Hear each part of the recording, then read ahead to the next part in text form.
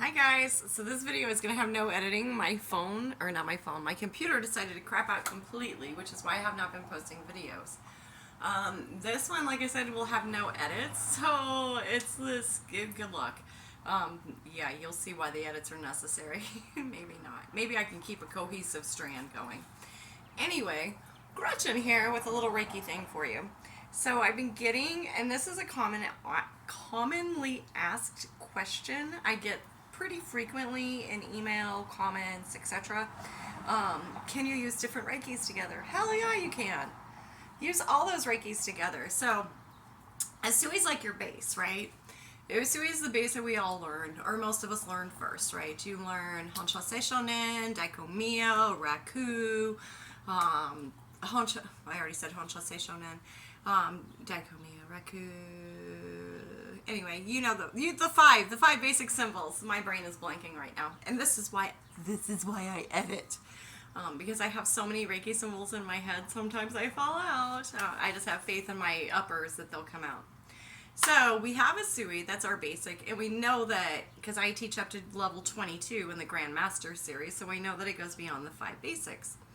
We know Karuna Ki is one that I recommend that we do right after Usui because it's that great compassionate Reiki, and it helps us to be compassionate with ourselves, because as new masters, new Reiki masters, we tend to do everything right by the book, exactly as we were taught. The hands go here, they go here, they go here, and we do the whole thing the correct way. When you get further into your Reiki practice, instead of sitting there for like hours and hours and hours to do your Gokai Sensho and your Hatsure Ho, you'll do it really fast. You'll get that energy going. Ho! If you need a big boost, Ho is the call to the universe. Ho is found in multiple cultures to be that, hey, pay attention to me kind of thing. So Ho, if you really need it to activate quickly, get that energy going, right? And you put it all in yourself. And then I do like my mantra, and I've changed my mantra because it used to be just for today, I do not anger, do not worry, work diligently, grateful, kind. Dude, I'm not working diligently every day. I'm going to rest on the days I need to. So I don't say that every day. I say I do not anger, I do not worry, I am grateful, I am kind, because those are things that I want to encompass every day. But I do invite you to change your daily mantra to what suits you, your energies, and all of that. Because we're taking this lesson, these lessons, right, which are meant to blanket the whole world, but we are not the same person. We don't have the same experiences. We don't have the same energies. Things will be taken into our bodies differently. Even day to day, like someone could say something funny to me one day and I might be offended by it, and say something funny to me the next day and I might think it's hysterical. Just depends on where my energy centers are. There was a movie that I used to love to like watch and fall asleep to, and it was my like decompress movie. I got so freaking bored with that thing because my energies have changed and your energies have changed. Reiki's energies change to a point. They each have their base use, like crystals. They each have their base thing, like pre-night. Okay, pre-night. It's a good third eye. It's a good heart crystal. It's good for visions and such, right? But sometimes it just might make you cry and cry and cry and cry and cry. And then sometimes you'll be like, because your centers are good and open, you'll be happy and you'll have that clarity. Reiki is very much the same. So the Reiki symbols that I want you to use are the ones that come to you. Please mix those Reiki modalities. If you're using, because I use Ningi Zita and Ningi Zita, I use Ningi Zita on everybody. I will just throw that out there. I start with Ningi Zita. I do my scan. And I am a hovering chanting yogi or Reiki, so I don't touch people. I will hold my hand here and then do the scan over their body. See what I can feel, right? But we know that even with this scan, and we can feel the hot and we can feel the cold dips sometimes, depending on the client, depending on how you are that day, they will change. And just because we felt a coldness or an emptiness or something that needs to be worked on the heart chakra when we're doing our Reiki, and you put those things in there, and I tend to, let me grab, and again, this is why I do edits. I don't have my Lemurian, so I will mock it with, where is the Lemurian? He should be around here, but he is not. So I'm going to mock it up with this, the double pointed. So usually I work with the Lemurian crystal point. It's a little bit longer than this. This is my double terminated. You guys have seen her if you've seen a lot of my crystal videos, because she's one of my big workers. Because that double terminated with those points on either end keeps that energy flowing through both sides. And the points are to direct. So I will sit there while I'm doing Reiki over my client with my hand up here. This is me. Okay, this is how I do it. I'm not telling you this is how you're supposed to do it. This is how I feel the energy flowing through me and working through me. I do my big release. I release ego. I release anxiety. I release stress. I release all energies that do not serve me. But I mostly release ego when I'm doing this, because I know about myself that I am an ego-driven person. I am a control-driven person. I often need those atta girls and all of that because I was lacking in childhood. So we do that. Release the ego, release control, release all of it. Have faith with the energies above. And then I picture the grounding cords coming from my feet and from my perineum. I inhale again, and I have those energies coming in here and here, because I want to keep that constant flow. So I have them cycling through me, because I am just the radio, right? I am not actually, we have this power around us and in us, but it is ego that makes us think that we are the power. We are the power in so much that we are connected to the power. But we need to release that ego and understand that those energies are working through us. We are the radio. The client cannot understand yet, or if they're Reikis, they do understand. And then the universe, they feed us that universal mana, that food, that nourishment from the universe into all of our chakra systems. And I keep pointing to my crown chakra because that's where I visualize most of it there and in my passive hand while I'm using my crystal to work over my person. And I will generally start Ningizita on them, unless I know that they're in super trauma, and then I'll generally start with Hoka'o Iri Iri on their back to really give them that center of self back. That being said, I generally use things from Usui. I will use Daikomyo and Chokurei because I like those Chokurei sandwiches. I use a lot of Celtic because I vibe really hard with Celtic Reiki. I am clearly that basic blob of white, right? And I've been taught Celtic religions. I'm Tuatha De Danann. I've been taught the Celtic holiday calendar. I vibe with the trees. Every time I am in super stressed or trauma mode, water or trees, that's for me. Living in the city is really getting to me. I need to be with my trees and the green. So I use Celtic Reiki a lot. And I know I've talked about the Chokurei sandwich because Chokurei, if you go Chokurei, Antakarana Chokurei, you've just given that oomph to that Chokurei. And if you do it with a quartz crystal hanging around you or around your people, yeah, I'm still here. I'm just off camera for a sec. Like a pyramid, right? That's going to amp it up too. We've talked about shapes of different crystals and what their uses are as to tools. So I do that. Sometimes I'll wear one of my ancestor stones that I've imbued. I offer an eye mask. This is a green adventuring eye mask because it goes over their eyes and hits a third eye point. So this often will help me with that third eye point because your clients oftentimes have that blockage in that third eye. And blockage, I'm saying they're receiving that information well. Their third eye may be open too much and they may be receiving too much information. Or feeling other people's feelings for them, which is, again, you can't do that. You can't heal everybody from all of their pain because of the fact that if you if you try to take their pain for them, you're interrupting their path. That's your ego, boo-boo. You're saying, I know better than the world does as to the lessons they need to learn. You can help them heal. You cannot take their pain. That pain is meant for them to feel so they learn that lesson. If you take that pain away for them, if you feel that pain for them, because I know some of my healers can you're such high empaths that you can pull that really from them and personalize it to yourself, don't do that. That's not your pain to feel. It's not your lesson to learn. It's theirs. You have your own pain, your own lessons. Otherwise, you wouldn't be a healer. Healers are very empathetic people because we've been beaten down often. So, and we don't want anybody else to get through that pain. And I get that. But they have a lesson to learn. They made a deal with their soul and their contract to learn that lesson. Let them learn that lesson. That's ego. And this is where it gets hard to separate being healer from ego. Like, am I helping them? I feel like I'm helping them. But are you? If you're not letting them learn their lesson, and they're going to keep trying that same lesson over and over because you are feeling their pain for them, and they're like, that's not that bad. So let them feel their pain. But mix those Reikis up.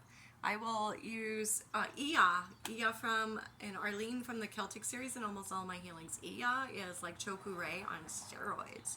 So if you did like Iya, Chokure, Shambhala, Chokure, Iya. What did you just do? And so you took that Iya from Celtic, you amped up that Chokure from Asui, right? So you already amped up that Chokure from Asui, and then that Asui, it bled into that Shambhala from the Shambhala series, right? And it has that oomph, oomph from the Chokure and the Iya, so that Shambhala is super strong. And you know I love my Shambhala because you can't screw that one up. It'll go where it wants to. So you've got Iya and Chokure and Shambhala is super strong, yeah. And then we're going to keep that strength in there. We're not going to let Shambhala lose any of that strength. We're going to sandwich it on the other side with another Chokure and another Iya. So now you have Shambhala here, and you got Chokure and Iya all around it. So Shambhala now went from this to this. And we just imbue that Shambhala in. And you know that Shambhala is going to go where it wants. We can sit there, we can work on that heart chakra all we want. Shambhala, Ningizita, Iya, Chokure, Shambhala, Chokure, Iya. And we think it's the heart chakra that needs help. It's the solar plexus chakra, doodles. And that's where the dropping the ego comes in. I've had to stop myself because I hear their ancestors often speak to me. Like, speak to me, kind of. I don't hear flat words, but I get that spaghetti sauce or that spaghetti chunk thing through my brain. And it kind of sorts and filters out. And I get the feeling and the gist of what they're saying. So I get that a lot while I'm working. I have to do a release of ego, release of control, and tell them to shut up. I tell them to shut up because I don't have time to talk to them while I'm working on their descendant. They can talk to me afterwards, or they can talk to me in the back of my head so that I can relay that information to their descendant at the end of the treatment. My treatments generally include an oracle card reading before and an oracle card reading after to see where they are. I will always ask my client at the end, inhale through your nose. Big puffer fish belly breath inhale, because I don't want them inhaling through their chest. When they inhale through their chest, they're holding carbon dioxide in. Big. And then I ask them on the third one, when they inhale, to inhale, scan up from their feet, and exhale, scan down from the top of their head, and to let me know if they feel any heaviness, any holdings, any tension, any hot or any cold. And if they say they do, we go back to work, and I work on those spots some more. If they say they don't, then I take the crystals off of them and away from them, around them, because I usually booby trap my clients. I have these guys right here that I use pretty steadily. I'm going to show you. Yes, I know I'm partially off camera, but again, I am not, my computer, I can't edit anything. So this is malachite and lapis. So this I put on their heart chakra usually with the really cool parts down, because that opens up that heart chakra. It also helps you open up that danshan. So that danshan, the three big danshans that I'm referring to right now, are going to be behind the third eye, the heart, and the sacral. So when you get that gut feeling, it's literally for those danshans. A danshan is a larger energy center behind your chakras.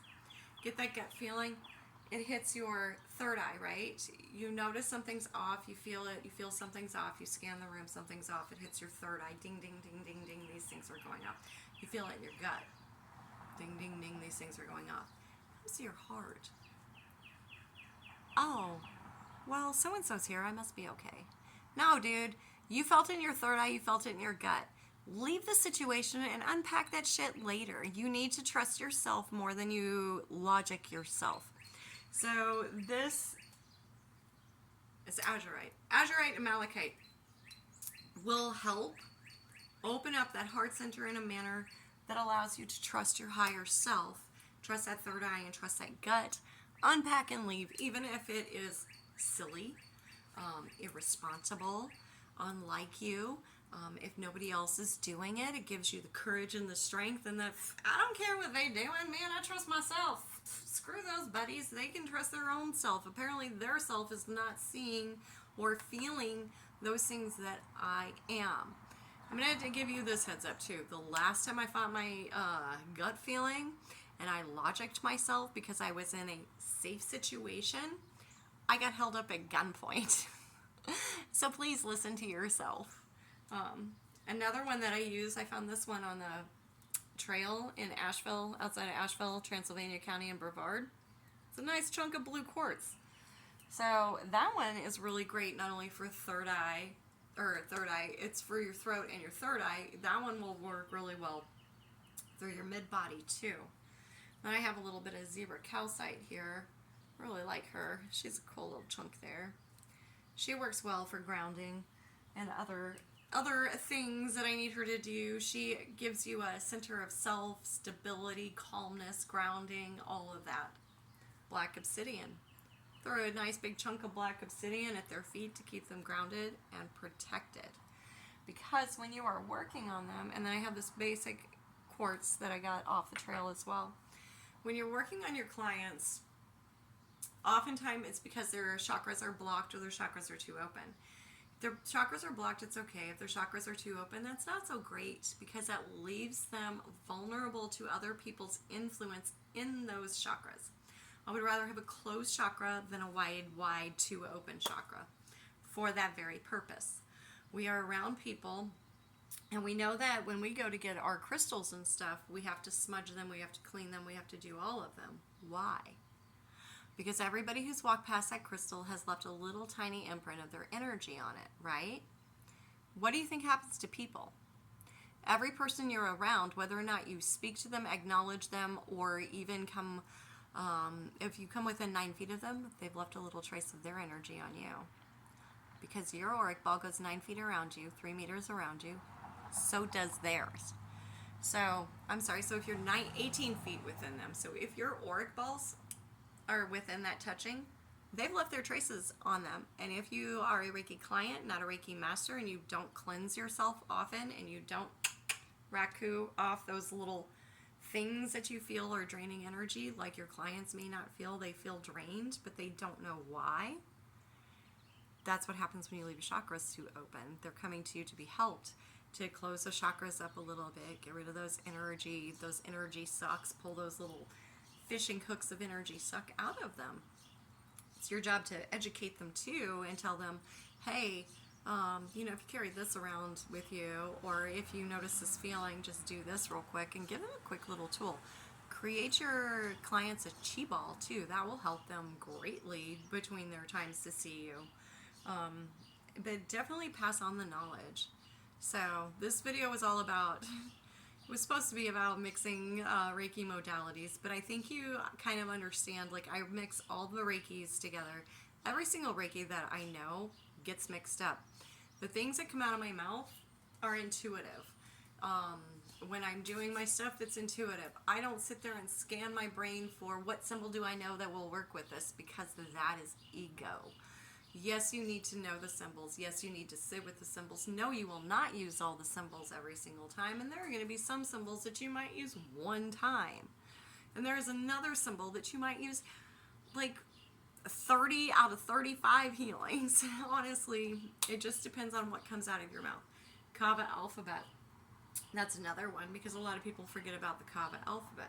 Just practice it. It's okay. And then when you get intuitive enough with that one, those things will start coming out. You'll start forming kava sentences and not even realize it. I mean, the Reiki is very fluid. It's an energy healing. You're supposed to use all of the energies and yoke them in together. If you do this using aromatherapy with incense or a smudging, that's even better because it sets those hypothalamus, pituitary, and adrenal, which are the stress hormone producing centers. Two are going to be at the base of your neck, and then the adrenals are on the kidneys. That sound and that smell. So if you get like a Hertz vibe going on YouTube, I always recommend healing vibrations or sleeping vibrations and healing vibrations, because their videos go with no ads in the middle. They don't do mid-roll ads. So you can, if you happen to be going to town on somebody and been working on them for an hour and a half, you won't all of a sudden hear blah, blah, blah, blah, blah, blah, blah in the middle of it. Which I know is annoying, and I've tried to fix mine, and there's a couple of videos I've fixed repeatedly. Anyway, so you got that, and you've got the smell, so those all hit those hormone centers, will automatically help you do your work, because those two tools in your energy healing, the sound and the smell, will already start having them relax. And then if you add breath work, you have them breathe in big puffer fish belly breath, because we don't want them breathing into their chest. They're inhaling that. Longer, loud exhales. Tell them you want to hear those exhales. Removes that carbon dioxide from that body. You've got the hormone centers calm down. You've got sound delivering what you're getting ready to do with the Reiki, because sound delivers messages to systems 100 times faster than its own hormone system. So if you have that sound while you're chanting those symbols from your water memory, and we have that little bit of spittle that comes out, and we speak to the water that's in the air, because even if you're in a dry climate, there's still water in the air. That water memory goes from us to the air right into that auric ball, because you're standing right there on your client, right? Right into that client. And it's being received faster, 100 times faster, because you have that sound going. But you've also got their hormone system settled down, so they're receiving all of these energies faster. So please, mix all your modalities. If you have other things in here, if you have mudras, if you have mantras, if you're a yogi and you do Satsuri Akal Akal, do that. If you do Om Namo Guru Dev Namo, if you're Kundalini, do that. If you do Satanama Ramadasa Sase Sohang, which is the morning chant and the evening chant that some of us yogis sing with the birds. I don't know if you know that. Like, humans used to sing with the birds in the morning and the evening to heal the world, because our water memory went out, the sound vibrations went out to the world and told her, hey, we love you, we're healing you. Yeah. So I hope this helped. And again, it's not edited, so welcome to my brain. Ho ho. But this is, yes, please use all of those Reiki modalities mixed in together. Like, use them all, boo-boo. And don't overthink it. Just let it flow.